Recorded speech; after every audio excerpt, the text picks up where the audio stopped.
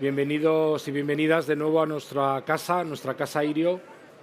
Nosotros nos definimos como la próxima generación en movilidad personalizada, sostenible, nos llamamos multimodales, nos expresamos como multimodales y eso es el discurso que estamos teniendo hasta ahora. Pero es que, claro, resulta que estamos viendo por el retrovisor que hay alguien que nos quiere adelantar. Porque nosotros somos el futuro, pero también hay algo que está por venir dentro de un tiempo, ¿no? Bueno, ahora nos lo van a explicar. Y hoy es una charla muy especial porque vamos a hablar de ese futuro, muy futuro o no, ahora nos lo dirá, que es Hyperloop, ¿vale? Todos habréis oído Hyperloop en inglés, ¿no? Todos habréis oído sobre ello. Y bueno, es movilidad, nos gusta hablar del futuro de la movilidad y, cómo no, teníamos que tener nuestras charlas a Hyperloop. ¿Vale? Tenemos con nosotros un invitado que es Juan Vicens. Adelante, sube. Fundador y director de marketing. Bienvenido, Juan Vicens. Y nada, nos va a hablar de Hyperloop, pues 45 minutos, más o menos una hora, y seguro que va a ser una charla muy interesante que nos va a aportar mucho valor y que nos va a ayudar a viajar hacia ese futuro. Así que espero que disfrutéis de la charla. Por favor, sentaros, coger sitio, que esto empieza ya. Charla Irio, segundo día. Espero que disfrutéis. Adelante, Juan Vicens. Bueno, muchas gracias por la presentación y gracias también por la invitación a este foro. Es un placer estar con vosotros presentándoos el futuro de la movilidad y la movilidad terrestre, ¿no? Estamos hablando de que están habiendo muchos cambios, existen pues, movimientos a nivel de cambio climático, ¿no? Que están empujando a que los medios de transporte sean cada vez más sostenibles.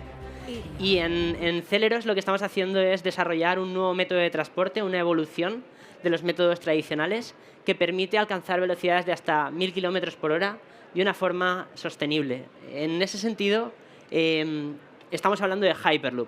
Hyperloop es un nuevo método de transporte que se basa en unos vehículos que viajan dentro de una red de tuberías, que esa red de tuberías está a baja presión y de esta forma, al estar a baja presión, si lo sumamos también a utilizar tecnologías de levitación y de propulsión magnética, podemos llegar a velocidades de hasta 1000 kilómetros por hora. Estamos hablando también de un método de transporte que es 100% eléctrico, que consume de 5 a 10 veces menos que un avión para la misma ruta, que es centro a centro, es decir, que podemos tomar en el centro de las ciudades como la alta velocidad y que realmente tiene el potencial de decarbonizar esos vuelos de medio largo radio que actualmente pues, domina la aviación. En este sentido, Hyperloop no es algo que comienza ahora, es decir, ya lleva muchos años de historia. Esto empezó al principio pues, por pensar que no se podía hacer, ¿no? Y tanto no se podía hacer Hyperloop como hace 200 años tampoco se podía hacer la alta velocidad, tampoco se podía hacer los aviones, ¿no? Y en ese sentido esto es cómo veían de alguna forma el panorama de la movilidad hace 200 años. Unos años después de esa sátira diciendo que es imposible, en el ferrocarril vimos las primeras locomotoras a vapor y posteriormente vimos la electrificación de los ferrocarriles. Hasta la actualidad, donde ya tenemos sistemas de alta velocidad que permiten llegar a velocidades de hasta 350 kilómetros por hora. En la parte de la aviación pasó algo similar. 100 años después del ferrocarril, Lord Kelvin decía que era imposible hacer volar un aparato que sea más pesado que el aire. Pero años después, y después de también algunos intentos fallidos, no vamos a decir que todo fue fácil, los hermanos Wright consiguieron volar la primera máquina más pesada que el aire, demostrando que sería posible hacer eso que parecía imposible. Años después, bueno, muchos años después y con todo el progreso de la aviación, ahora podemos tener animales como el Beluga Airbus que lleva toneladas y toneladas de mercancías por todo el mundo, ¿no? Así como pues ha habido una evolución en todos los niveles a nivel de aviación que permiten estar donde estamos. A nivel de Hyperloop, nosotros vemos que es un híbrido entre tren y avión, ¿no? Y este también tiene su historia. En 1860 o así, ya se empezó a proponer, a partir de esa idea, cómo poder mover de forma neumática en Londres, por vía tuberías, pues pequeñas cargas. Esto lo hacían para paquetería, crearon una empresa y hicieron los primeros prototipos. Pero cuando empezaron a hacer prototipos ya más grandes, vieron que no era tan fácil mover con propulsión neumática estos sistemas y se pasaron a inventar los motores lineales, que es, digamos, lo que mueve de forma electromagnética estas cápsulas, ¿no?, dentro de esas tuberías. Esto fue en Rusia y en Francia, se hicieron estas invenciones, y esto es lo que dio lugar, años posteriores, a la comercialización de los sistemas de levitación magnética. Aquí tenemos el ejemplo del tren japonés, el Shinkansen, que permite llegar hasta 600 km por hora y está en test, y el sistema de tecnología alemana, el Transrapid, que se implementó en 2002 en China, que permite ya a nivel comercial conectar 30 kilómetros a 400 km por hora. Ahora lo nuevo, ¿no?, en China es el tren de levitación que permite ir a 600 km por hora con tecnología propia. Realmente están avanzando y ya proponiendo rutas de largo alcance, no solo esas pequeñas de los primeros prototipos, pero ya proponen una tecnología propia. En ese sentido, esto combinado con los avances en, por ejemplo, tecnologías de vacío de alto volumen, como por ejemplo el colisionador de hadrones en Suiza, donde realmente tenemos ya hasta 30 kilómetros a niveles pues muy exigentes de vacío, permiten que ahora Hyperloop sea una combinación de esas tecnologías que ya existen y sea posible realizarse.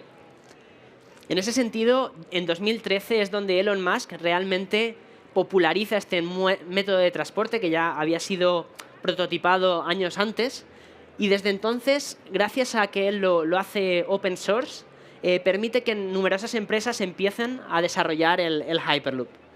En esos primeros desarrollos iniciales pues se hacen algunos prototipos, pero luego desde 2018 ya empezamos las diferentes empresas de Hyperloop, entre las que se incluye Celeros, empezamos ya a ponernos de acuerdo. Creamos acuerdos de industrialización y nos ponemos a trabajar también con la Comisión Europea y con diferentes países del mundo para llegar a un estándar de Hyperloop, ¿no?, de dimensión de infraestructura. A partir de entonces, la Comisión Europea, Estados Unidos y diferentes países adoptan ya el Hyperloop como tecnología que puede ser factible. Por ejemplo, en Europa ya se ha creado el primer comité de estandarización de Hyperloop y luego, por ejemplo, Hyperloop se ha metido en el plan de infraestructuras de Estados Unidos, que tiene más de $1 trillón de dólares. En ese sentido, Hyperloop se está posicionando ya con numerosos proyectos a nivel Europa y Estados Unidos, pero también en China y Corea, donde se está empezando a investigar. En ese sentido, Europa tiene un gran potencial de ser uno de los primeros en desarrollar este nuevo método de transporte. En ese sentido, Hyperloop viene para llegar a esas distancias donde realmente a nivel de alta velocidad pues ya es a partir de 3 horas y media de viaje, alrededor de 400 y 1500 kilómetros de distancia entre puntos es donde realmente la aviación tiene un valor añadido a nivel de velocidades, y Hyperloop podría darle a la alta velocidad ese empuje, ¿no?, adicional para conseguir más cuota de mercado. Ahí es donde pues, diferentes iniciativas a nivel europeo ya están empezando a regular y a prohibir incluso los viajes de largo alcance para esas distancias, ¿no? En ese sentido vemos que el transporte terrestre tiene una gran oportunidad. Y estoy aquí también para hablaros de Celeros, ¿no? En qué consiste nuestra iniciativa pionera para conseguir que Hyperloop sea un sistema escalable que se pueda industrializar y conectar ciudades alrededor de todo el mundo. Nosotros nacimos en 2015, participamos en esa competición de Elon Musk como Universidad Politécnica de Valencia y ganamos el premio al mejor diseño y mejor sistema de propulsión. Esto nos dio un impacto brutal a nivel europeo y nos hizo crear la empresa. 6 años después, estamos ya con un equipo de 40 personas que ha crecido, que ha probado ya tecnologías a nivel de laboratorio y que se prepara para hacer la primera pista piloto a nivel español que va a ser pionera a nivel mundial. En ese sentido, porque os hagáis una idea, más de 180 personas ya están involucradas en el desarrollo, con un equipo core a nivel en Valencia de Celeros, pero luego sumando también a inversores del más alto nivel, como por ejemplo Red Eléctrica, Acciona o Capgemini, que están apoyando el proyecto. Y luego también la parte pública, que también está apoyando con diferentes iniciativas, como la del CDTI, que también ha apoyado el proyecto. En ese sentido, Como ejemplos, pues por ejemplo con Airbus, líder en aviación, estamos probando los sistemas de propulsión que tiene nuestro sistema, que se parece mucho a los aviones. Por otro lado, a nivel de infraestructuras, estamos pues trabajando con ArcelorMittal en la mejor forma de hacer los tubos para hacerlo de la forma más eficiente posible. Y por ejemplo también, recientemente nos invirtió CAF para la parte de fabricación del vehículo y por otro lado Acciona para la parte de infraestructuras. En ese sentido estamos creando la cadena de valor a nivel nacional que permite estar súper bien posicionados a nivel internacional para construir este nuevo método de transporte. ¿Y cómo funciona este nuevo método de transporte llamado Hyperloop? Pues para ello vamos a hacer un viaje.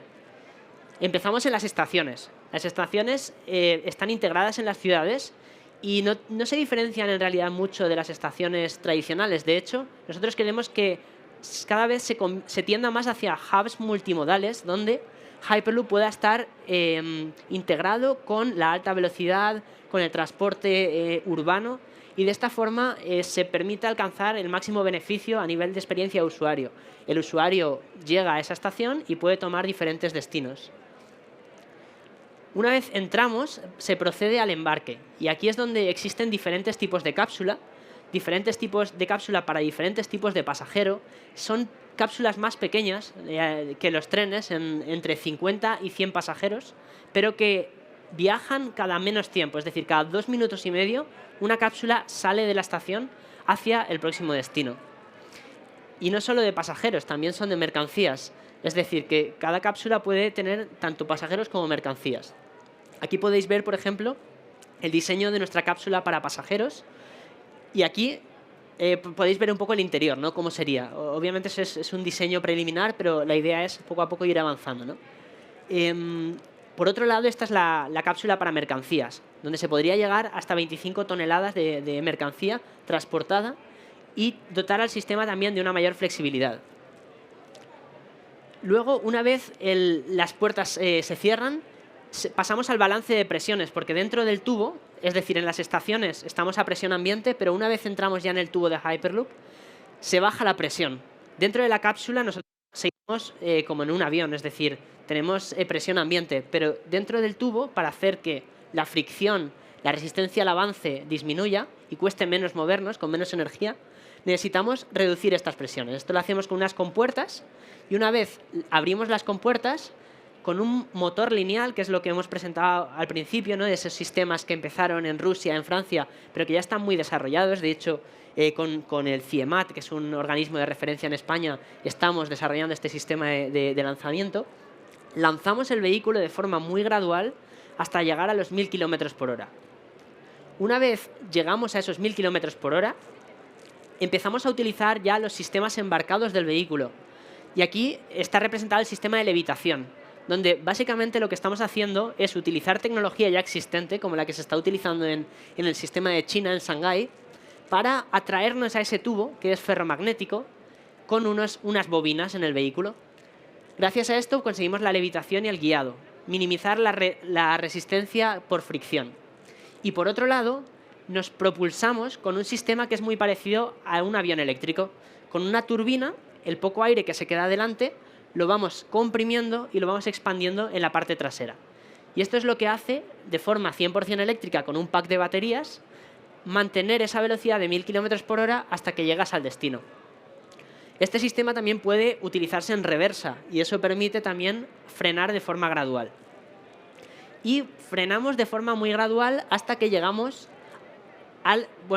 nos empezamos a mover, ¿no? Y dentro de la infraestructura existen también diferentes tipologías. Al final se tiene que adaptar, como la alta velocidad, a una orografía muy diferente dependiendo de los países.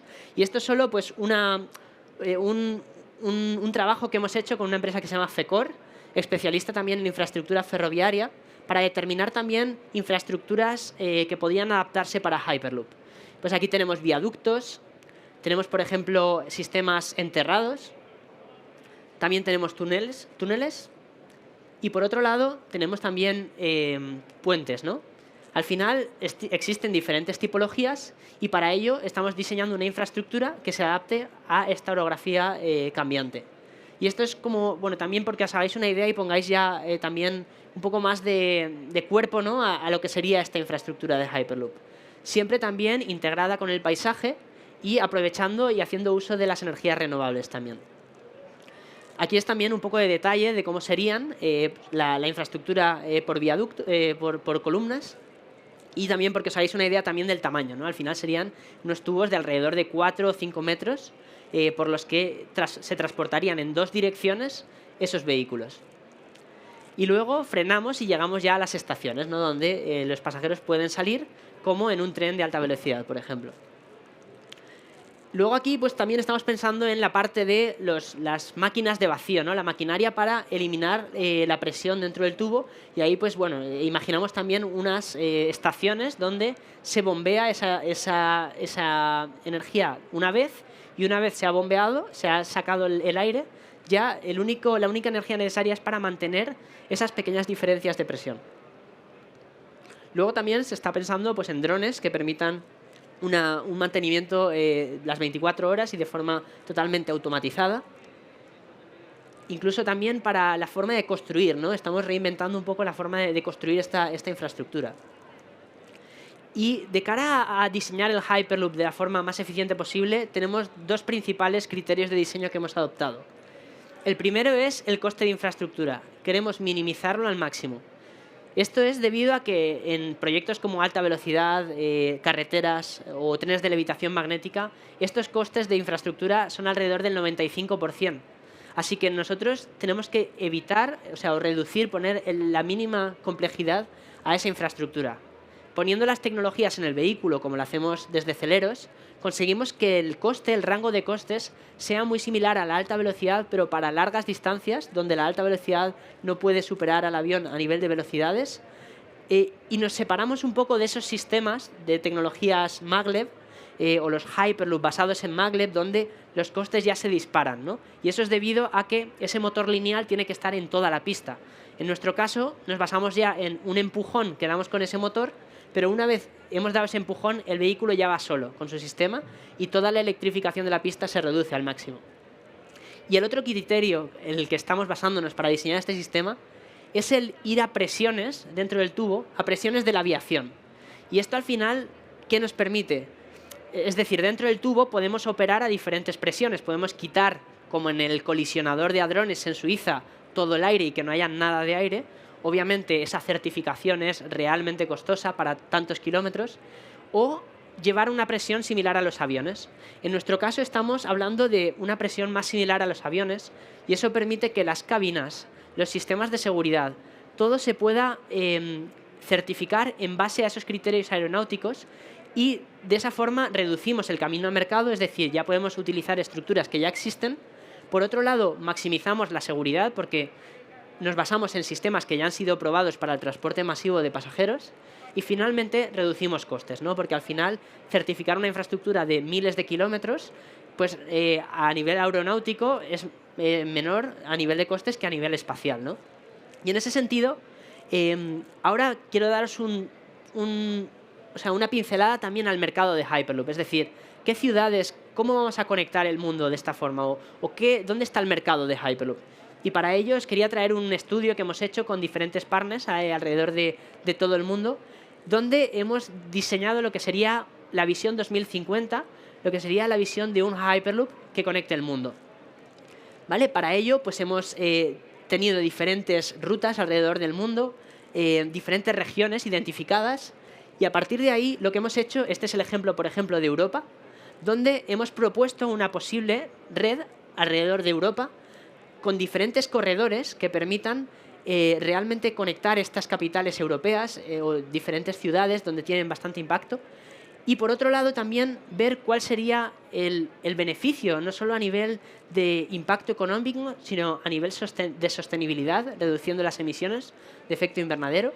Y por otro lado a nivel de velocidades, es decir, si podemos conectar París-Berlín en 1 hora y 7 minutos, realmente estamos consiguiendo una real ventaja en comparación incluso con el avión. Es decir, podemos llegar a velocidades medias que son superiores a un avión.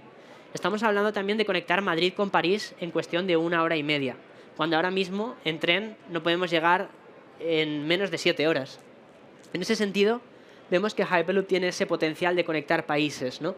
Más que ser pues, una conexión regional y de forma también complementaria. Eso también es un mensaje que creemos que Hyperloop va a servir para ciertos nichos, pero no para toda la movilidad. Es decir, que ahí también la alta velocidad, la aviación, no es que vayan a dejar de existir o existir unos y no existir otros, sino que al final todo es complementario. Aquí también, pues a nivel de que hemos sacado de estos estudios, identificamos que a nivel internacional la oportunidad de Hyperloop es trillonaria a nivel de económico, ¿no? De impacto económico, con también un potencial de rutas brutal alrededor de todo el mundo.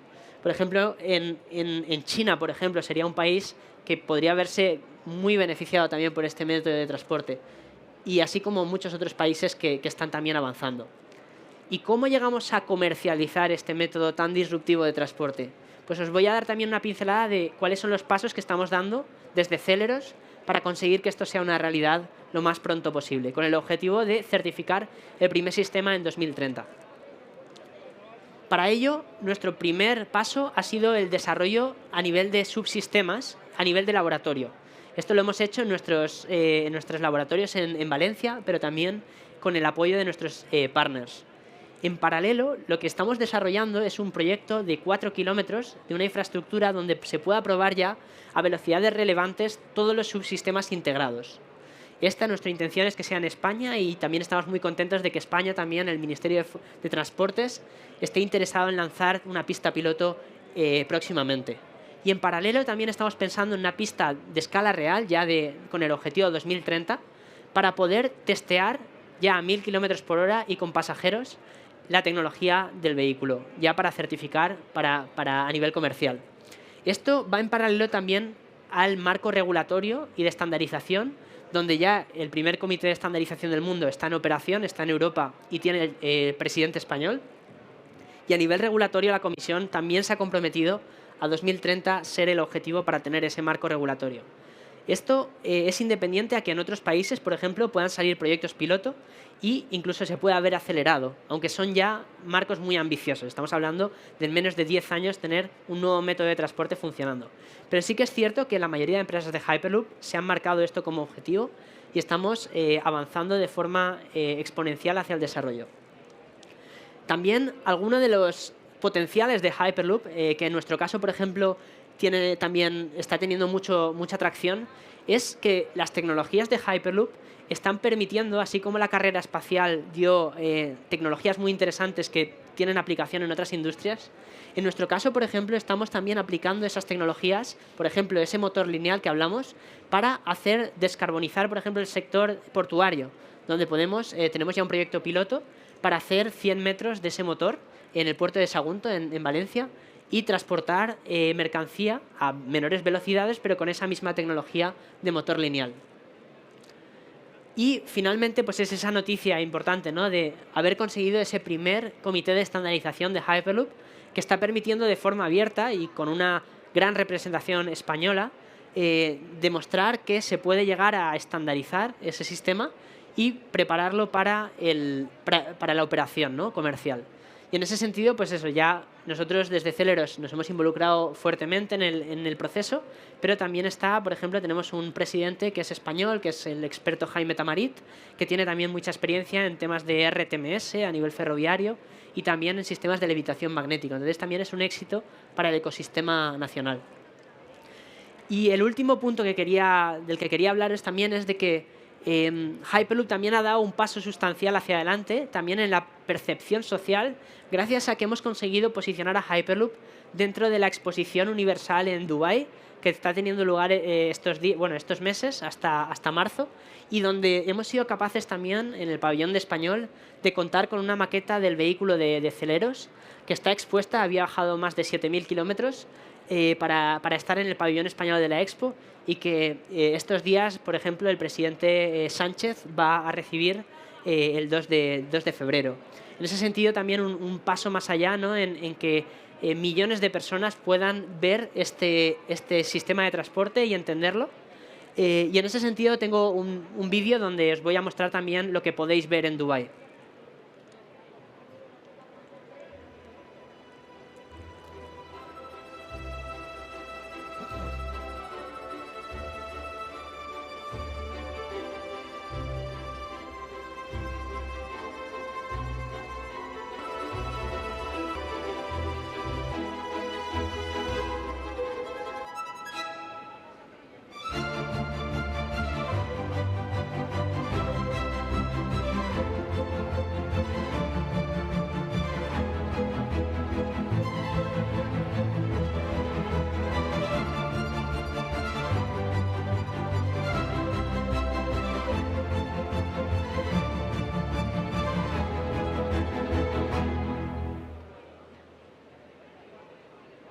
Bueno, esto es un vídeo, pero realmente impresiona cuando lo ves en directo. Yo he estado en Dubái hace poco y realmente es apasionante verlo funcionar.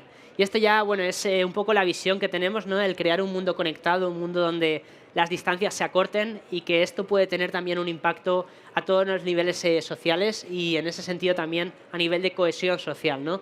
Estar más cerca también nos hace entendernos mejor y realmente me encanta estar aquí en Fitur y junto a Irjo presentando también nuestro proyecto, porque al final esto, cuando he estado en la Expo de Dubái, realmente Fitur es una parte de esto, ¿no? Trae a todos los países del mundo, realmente los congrega aquí en Madrid y hace que entendamos mucho mejor, ¿no?, dónde está y cuáles son todos esos países. En ese sentido, nuestra visión es conectar el mundo en cuestión de minutos. Y bueno, si tenéis alguna pregunta, luego podemos también debatir o comentar, pero agradeceros también toda la invitación y la posibilidad de presentar en directo en Fitur. Muchas gracias. Madre mía, qué velocidad. Hemos viajado en altísima velocidad. La verdad es que ha sido maravilloso, Juanmicén. Y Celeros Hyperloop. Nosotros tenemos muchas cosas en común. Tenemos ADN valenciano. ¿Tú crees que podría haber un Irio Hyperloop? Pues en ese sentido es cuestión de proponérselo y yo creo que es muy probable, si en el futuro avanza Hyperloop, que podamos colaborar, seguro. Pues eso espero, y tenemos por aquí a Hitachi, igual podemos, el fabricante de nuestro tren, igual le podemos convencer, y entonces sí que vamos a la próxima y a la siguiente velocidad y a la próxima generación de movilidad.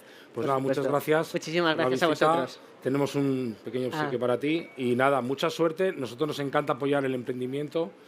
Uno de los pilares de nuestra propuesta de valor va a ser el emprendimiento, las empresas que crean, que emprenden, y la verdad es que ha sido muy enriquecedor y nada, un placer tenerte aquí y espero que volvamos a vernos pronto.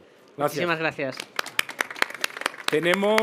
Vamos a hacer un descansito, tenemos otra charla, hemos hablado ahora de velocidad, de conectar ciudades a 1000 kilómetros por hora, pero vamos a hablar de esas ciudades que tienen redes de alta velocidad, porque al final somos turismo. Somos el futuro del turismo, la nueva velocidad del turismo y de esas ciudades, ¿no? Y todo lo que hagamos también para contribuir, lo estamos haciendo para contribuir al progreso y a nuestro país. A las 5:30 tenemos la última charla del día, os espero y nada, hasta pronto.